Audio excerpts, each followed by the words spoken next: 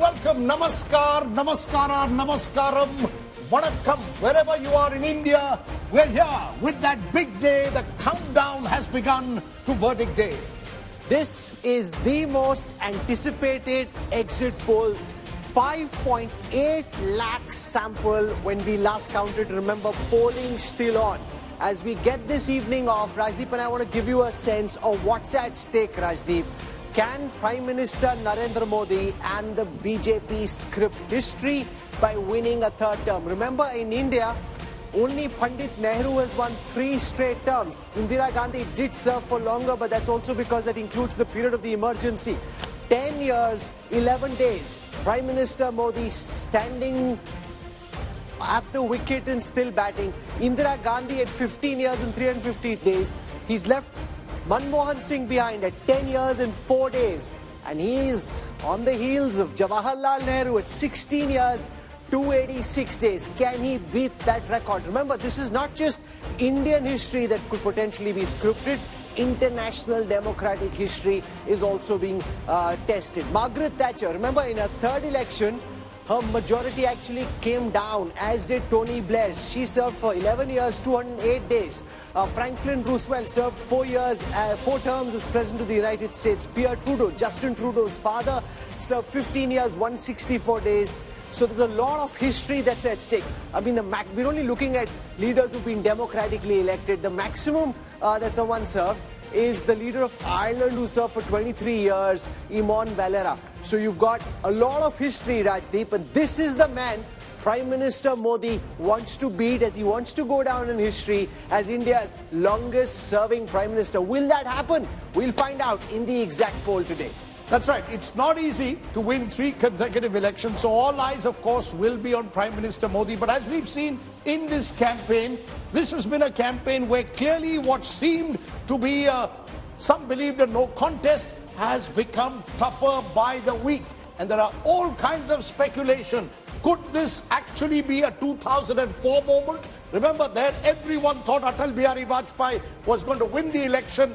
The United UPA alliance eventually trumped him in 2004. Could we go back to 1984 when, remember, Rajiv Gandhi won 414 seats? That's the highest that anyone has won. So that's where the 400 par comes from.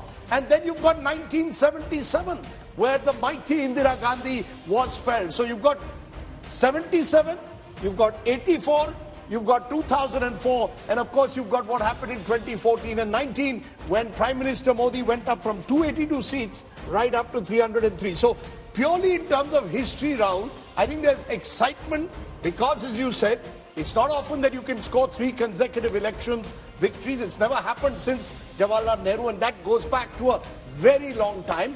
And also because I think the nature of competition in Indian elections has become much more frenzied, state by state competition. So what we are going to look at is not just national elections, but actually lots of state by state battles. And in the international polls that we've seen this year, there's been a lot of anti-incumbency at play. So will we see that reflect in India, or will India be an outlier? Let me take you through the methodology that's been used by Access My India and the India Today group in this mammoth polling exercise. 5.8 lakh respondents till last evening. And remember, we've polled in every single constituency. So all 543 constituencies. We went to a whopping 22,288 villages and cities. This poll was conducted over 43 days. So soon after the first phase of polling, we got down on the ground. And remember, the India Today Access My India team has polled 4 times over. So you're not seeing the result of one poll, you're seeing the results of 4 face-to-face. This is not catty, there is no AI. This is done the old style, face-to-face. You go out, pen and paper with your tablet, speak to voters. 534 parliamentary seats, 912 surveyors, 3,607 assembly seats. Now this is important because there are a total of 4,200 assembly constituencies across the country, which means at the assembly seat level, you had physical coverage of 3,607. It's a very robust exercise. And we're hoping, because of how robust it is, Rajdeep, once again it proves to be the exact poll. Look, an exit poll is the trailer. The main course will come on Tuesday, but I think it's a trailer which is interesting and fascinating because it will give you insights, not just as to the big numbers, which of course we will give, But why people are voting the way they are, the gender divisions, the other divisions that come in when it comes to an election, and that gives you a sense who's winning, but more importantly, why they are winning. And that, I think, is what's going to make this distinctive, particularly because, as Rahul said, the sheer spread of the Axis My India poll. And remember the old theory, and when Pradeep Gupta comes, I'll remind him, he gets the poll right, we take the credit. He gets the poll wrong, Pradeep Gupta will have a lot to answer for. You know, I don't agree with that, because you can't say the glory is mine, the infamy is his. I mean, you sing together, you rise together. Hopefully, we're quite certain that we're getting the poll right. So we'd much rather take part of the glory than say, okay, he gets all the blame. In any case, you can't give him the blame because social media and everybody else won't let you. So you have to, you sing together, you rise together. And guess what's happened? Just a few minutes ago, the Congress party has now announced that they will participate in the exit poll. In fact, the entire India Alliance. You know, it's strange. 24 hours ago, the Congress was emphatic that they would not participate. Then you have an India Alliance meeting today where other partners apparently said, look, we want to go and we want to tell our story. So when you have an alliance, typically it's not one party who can decide. So the Congress party was actually apparently overruled at the India Alliance meeting. And Mallikarjun Kharge, the Congress president, is actually responding to some of those queries that are being put. What explains the confusion at the moment in the India Alliance when it comes to exit polls? और उनके साथी लोग खास करके exit poll पे बहुत वो लोग चर्चा करेंगे और इसीलिए लोगों में कंफ्यूजन नहीं होना और वो जो नैरेटिव देने की कोशिश कर रहे हैं उसको हमने सच्चाई इस देश के लोगों को बताना चाहते हैं। इंडिया गठबंधन कम से कम 295 सीटें प्लस 295 से ज्यादा आएंगे, कम तो नहीं आएंगे। ये हमने आकलन किया कि सभी हमारे नेताओं से पूछने के बाद ये एक आंकड़ा हमारे पास मिला है और इस आंकड़े में कोई बदलाव नहीं है। ये एक जनता की सर्वे है, हमारा सर्वे नहीं है। जो जनता ने सीधा हमारे को कहा है और हमारे नेताओं को जो इंफॉर्मेशन दिया है, ये इंफॉर्मेशन पहुंचाया है, उस आधार पर ये हमने आज आप लोगों को बता रहे हैं। सरकारी सर्वे तो होते हैं क्योंकि उनके पास बहुत से आंकड़े बनाने का, बिगाड़ने का ये पहले से भी है और उनके चंद जो मीडिया के दोस्त हैं उसको हाई फाई करके वो भी लोग बताते। Okay, Mallikarjun Kharge there addressing a press conference. Remember, all the India Alliance partners coming together. Trinamool Congress not there because Kolkata is voting and Mamata Banerjee has decided that she would not send a representative there. But all the other parties were there at that meeting. Now, so does she still think of herself as being in the India Alliance or she's had enough? Look, I think everyone is going to look at what are the numbers on Tuesday. A lot of the alignments on both sides could take place depending on the numbers. At the end of the day, it's all about numbers. If the Congress does well, they become a magnet for the alliance. If the Congress doesn't do well, many of these so-called allies will drift away to fight their own elections, Rahul, because remember, there's a big election in Maharashtra coming up where you've got an India Alliance, you've got elections coming up in Delhi. So all these allies will just look at the numbers is the way I see it. But let's introduce our guests. We've got a stellar panel. Preeti Chaudhary has crisscrossed the country, done wonderful election dispatches from different parts, especially North India and Bengal. Welcome, Preeti. I'm sure you're preferring air-conditioned comfort to the heat of eastern UP and Bengal. Well, definitely, but ultimately there's no bigger privilege than to cover the Indian election, and I do count it as a huge privilege to be there and actually gauge what the voters really want away from the studio and what we really think. Okay, we'll come to all of that. Rashid Kidwai joins us. Rashid tracks politics very closely, especially the Congress party. Good to have you, Rashid, in the studio. Shankar Iyer is a veteran journalist who's written books on the economy, on politics, and the political economy will matter in the days ahead. Rajat Sethi is someone who's been closely associated with the Bharatiya Janata Party, was part of their strategic team, especially for the southern states. So he'll give us his perspective from that viewpoint. T.S. Sudhir has come all the way from the lovely city of the Charminar, Hyderabad, and Andhra Pradesh, remember, close to Telangana is where we have both Assembly and Lok Sabha elections. And this election is also about the BJP trying to bridge the North-South divide and the India Alliance trying to hold on to that.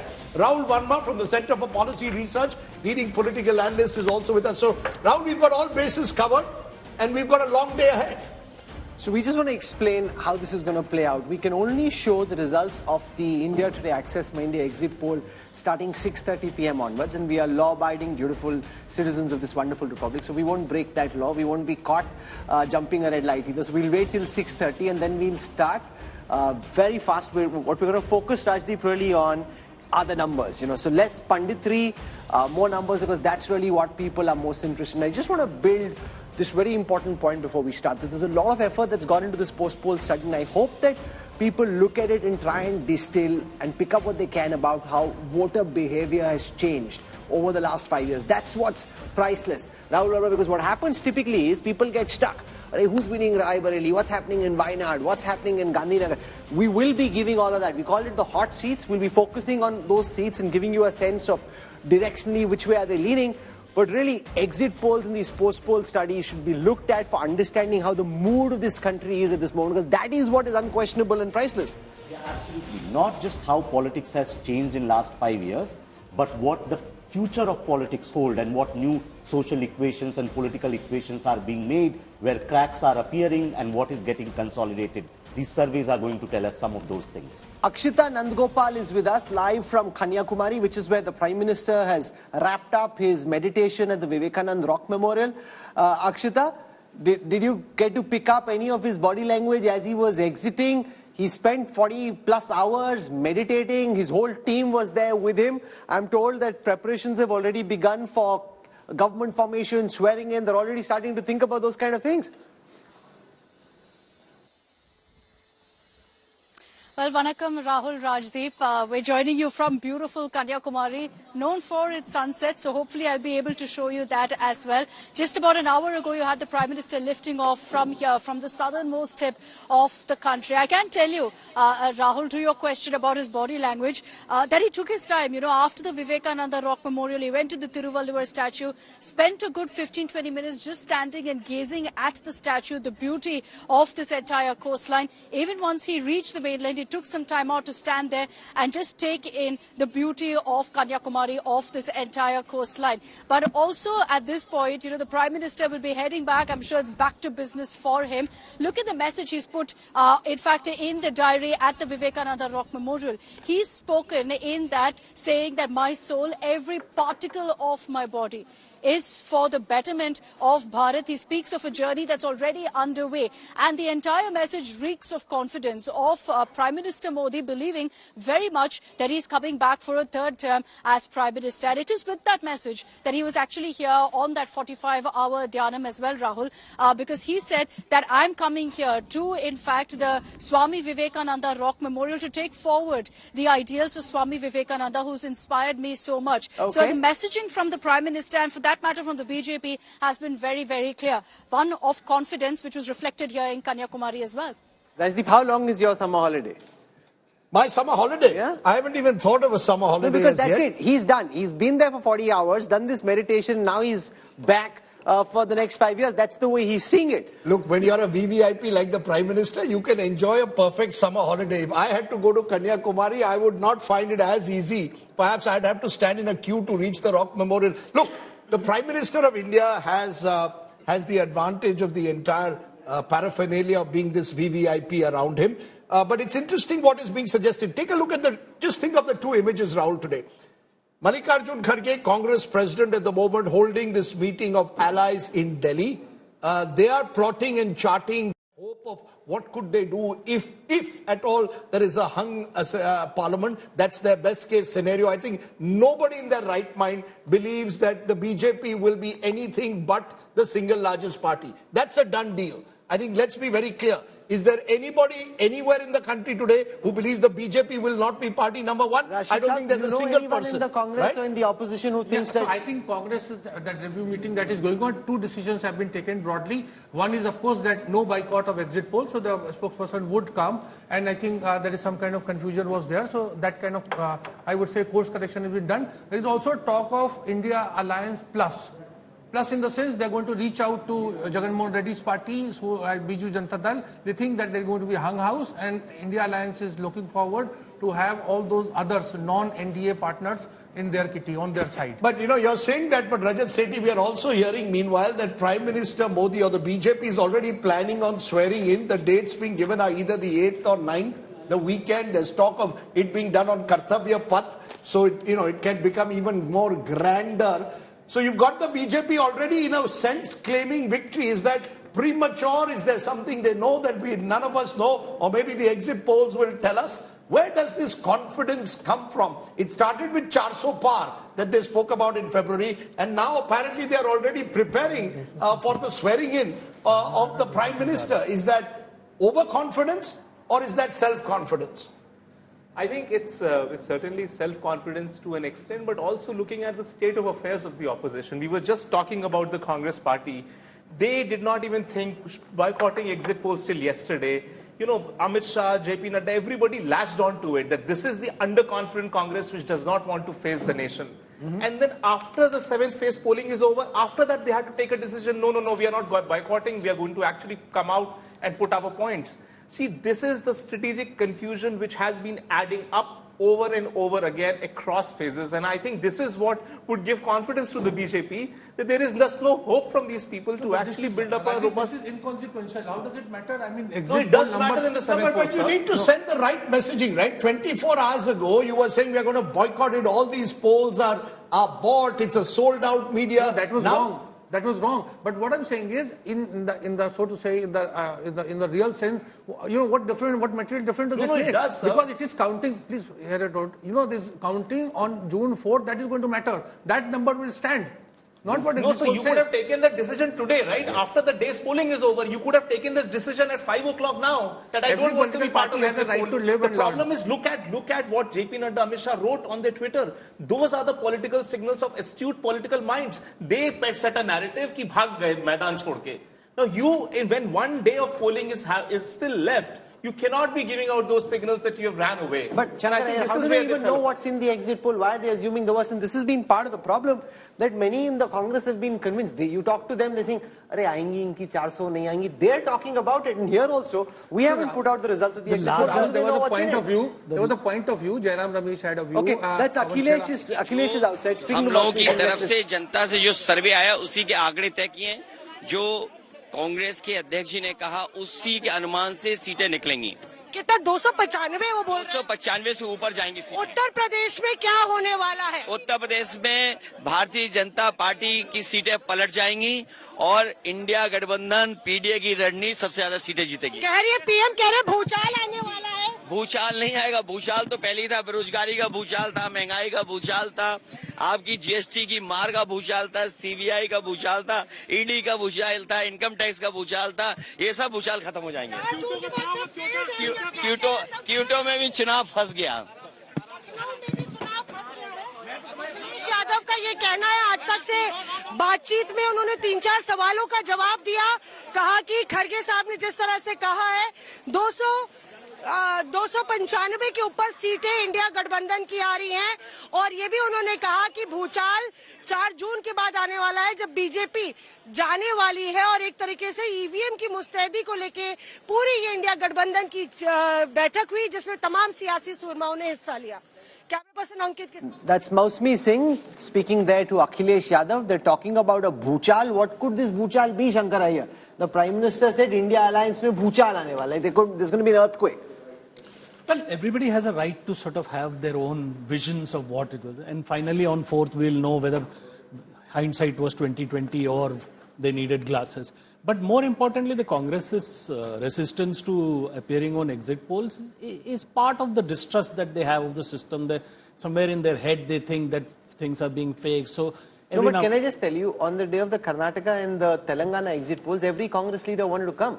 In fact, there were important meetings which were being held. They said, "Arey, aapke chakkar mein meeting ruki, aap result to dikhao." And the moment the results came out, the likes of Revanth Reddy, DK Shivkumar, all of them came and sat down. But that is essentially the difference between the guys who are popular, who are on the ground, who are in the southern states, and the paraphernalia of the Akbar Road guys. So, but Rahul, but what are we complaining about? I mean, there's been a course correction. We should appreciate it.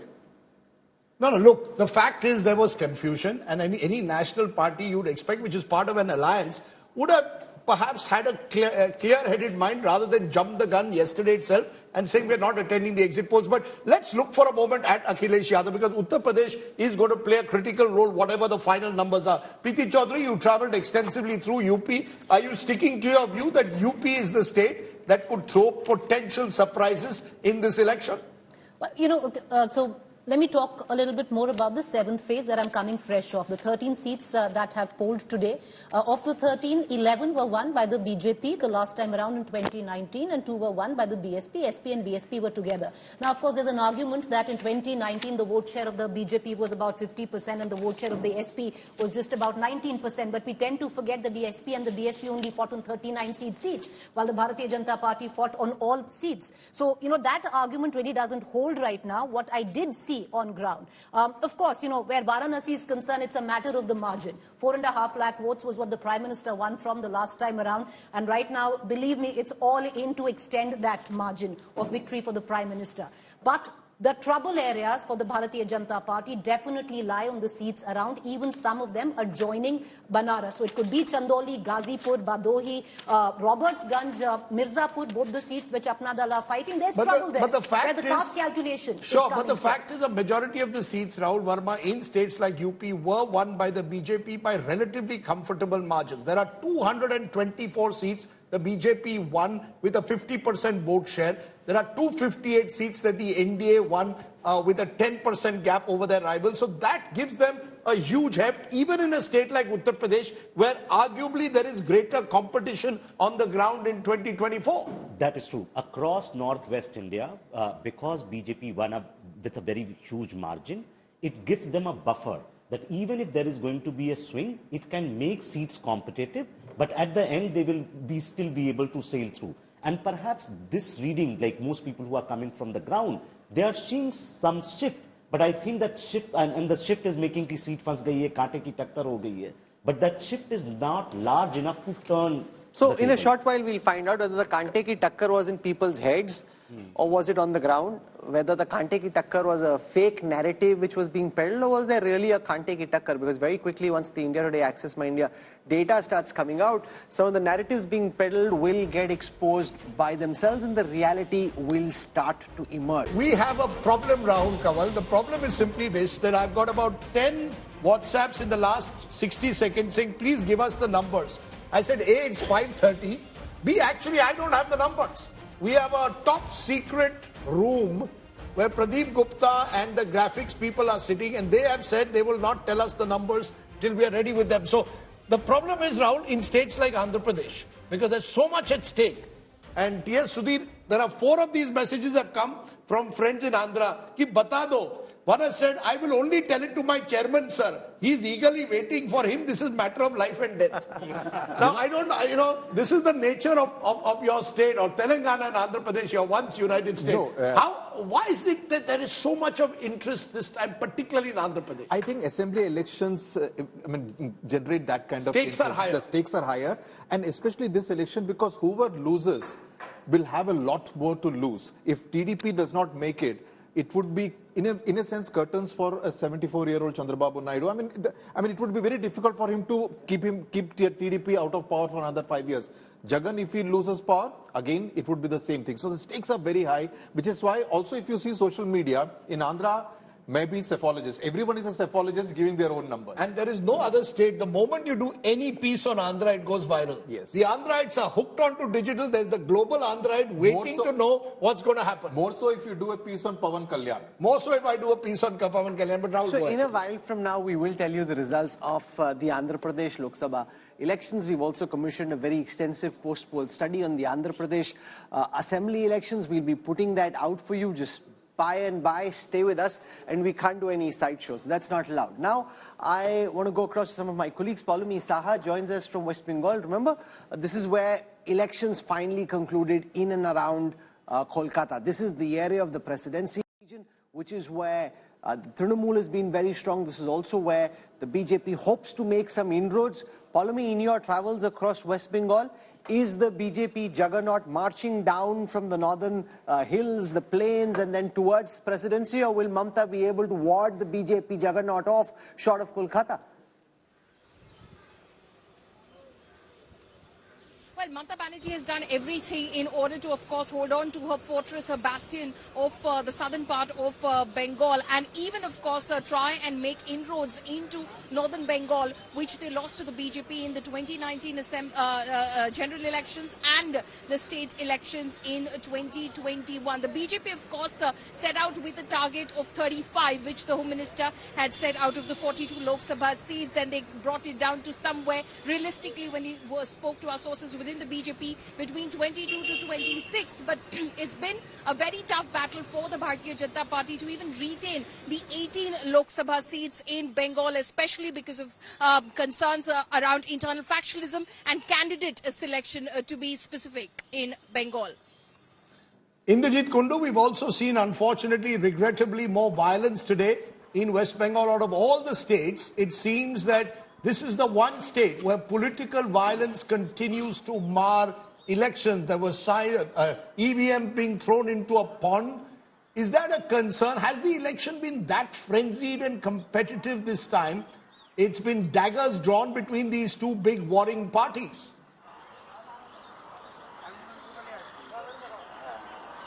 Well, absolutely. You know, it's been a very, very competitive election, and all eyes, of course, on the exit poll numbers. But if you ask me on ground, the recent elections that we have covered in West Bengal, the 2021 assembly elections or the 2023 panchayat elections, compared to that, I would say on ground violence has dissipated to a great extent. But nonetheless, even if one incident of violence is reported during the poll process, that's shameful, and all those who are responsible for it must be brought to book, and strict action should be initiated by the Election Commission. It's a shame for all stakeholders, the political parties, the Election Commission. Just imagine 950 companies of Central Paramilitary Force deployed in West Bengal, much more than Jammu and Kashmir.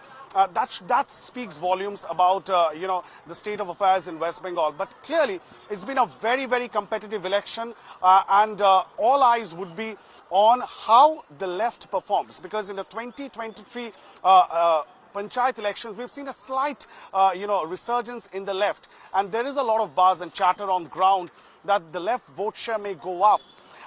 In a bipolar contest between the Trinamool and the BJP, the left somehow can retain some of its vote share. Okay. They're contesting in 23 seats, the CPIM. They're going to play a very, very key factor. They are the X factor of this election. We'll find out soon enough. Remember, the key in West Bengal is who ends up as the #1 party. If the BJP can beat the Trinamool and be the #1 party, then it sets the dynamic and the tonality for the next assembly elections. Is it time for Didi to leave West Bengal? If she is in front, then it would be a setback for the BJP, which really went all guns out in West Bengal.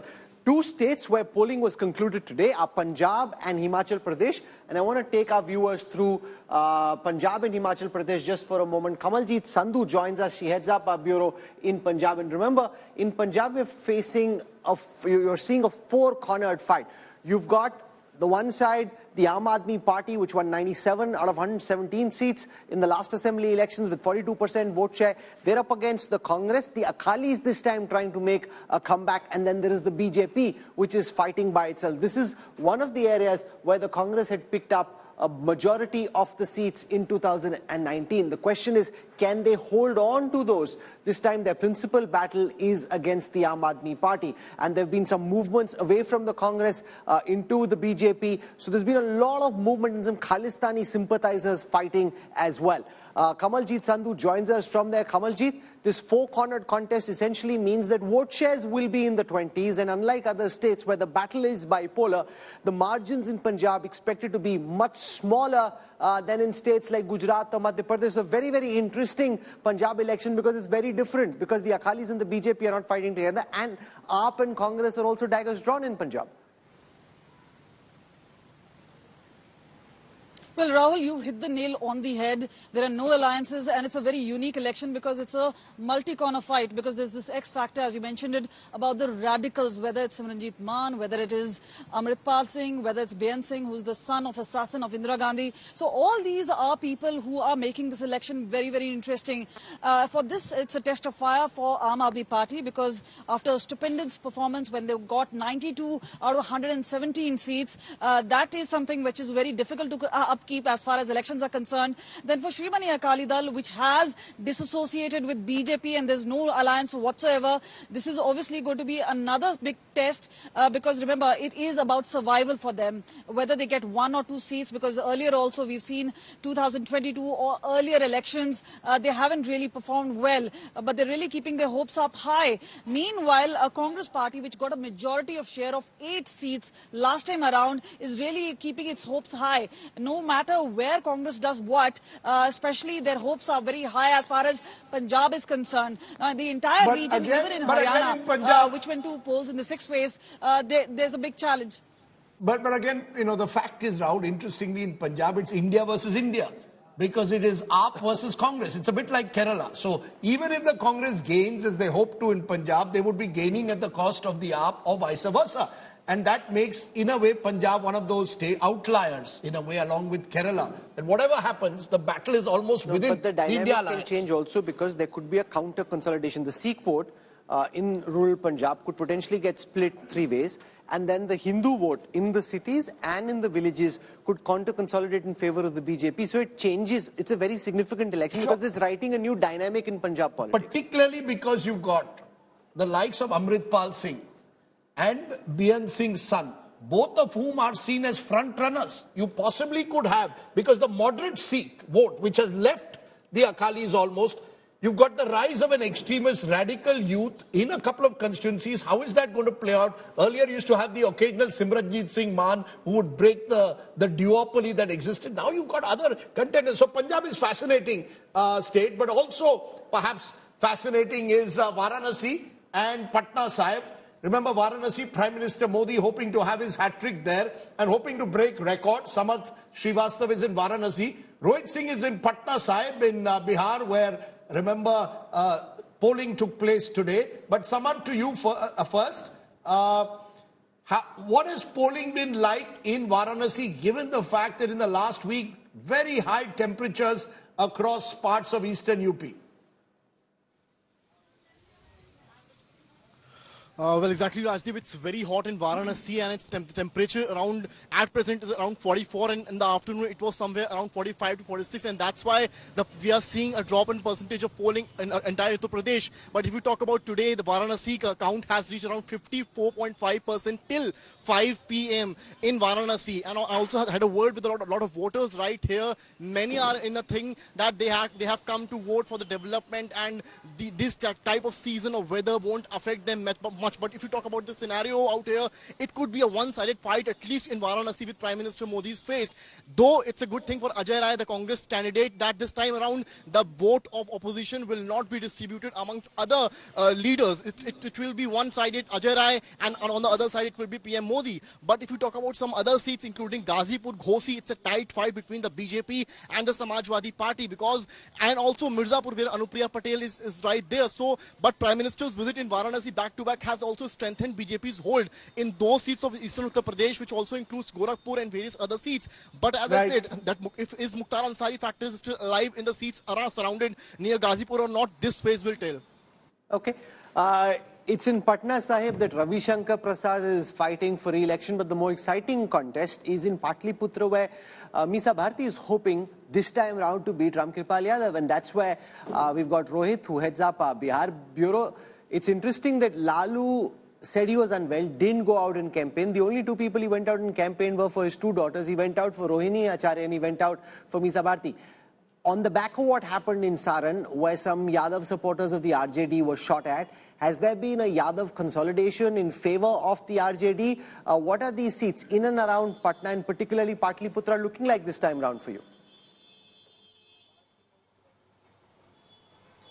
Well, Rahul, Patliputra is again witnessing the same kind of fight as it has witnessed in 2014 and 19. Ram Kripal Yadav versus Misa Bharti. But this time around, there has been some sort of a consolidation of Yadav vote, as you were mentioning, because this time it seems that Misa Bharti is putting up a strong fight against Ram Kripal Yadav. And Lalu himself has also campaigned for Misa a couple of days in Fulwari, in Patliputra area. And in fact, Tejasvi Yadav, Rabri Devi, Rohini Acharya, everyone has campaigned for Misa Bharti in that area. And that is why it seems that this time around there could be a tough fight for Ram Kripal Yadav, and it will be a very daunting task for Ram Kripal to defeat Misa Bharti. So close contest can be witnessed in Patliputra.